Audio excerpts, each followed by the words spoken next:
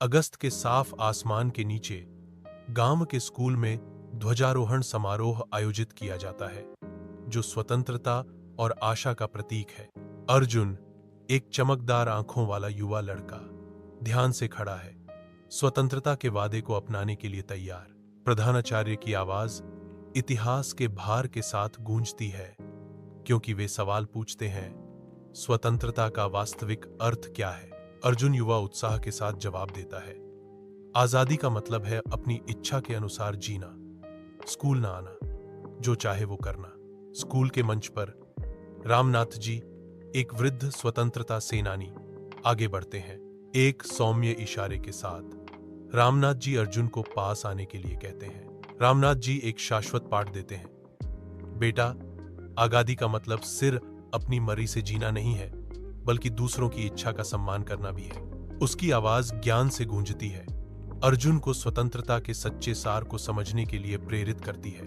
धुंधली यादों में रामनाथ जी अपनी कहानी शुरू करते हैं। उनकी आवाज अतीत के दर्द और अटूट गर्व का एक मार्मिक मिश्रण है। वह बताते हैं, 1942 में जब मैं 16 साल का था, मैंने भारत छोड़ो आंदोलन में भाग लिया था। कठिनाई की याद में उसकी आवाज गहरी हो जाती है।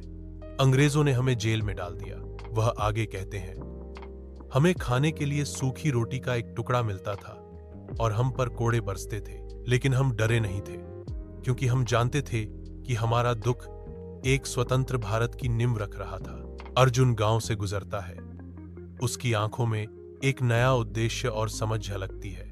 उसे एहसास होता है कि सच्ची स्वतंत्रता एक तमाशा नहीं है, बल्कि एक गहरी जिम्मेदारी है। एक दयालुता के भाव में अर्जुन एक गरीब बच्चे को अपनी मिठाई देता है। उसका चेहरा करुणा से भरा हुआ है। अर्जुन विनम्रता से एक वृद्ध महिला को सड़क पार करने में मदद करता है। उसके कार्य सम्मान और देखभाल से चिन्हित है। प्रत्येक कार्य को अटूट ईमानदारी, देशभक्ति और अनुशासन के साथ पूरा किया जाता है। उसकी आत्मा नवीनीकृत और दृढ़ है। अर्जुन की उपस्थिति ईमानदारी से चमकती है, क्योंकि वह उद्देश्य के साथ गांव में घूमता है।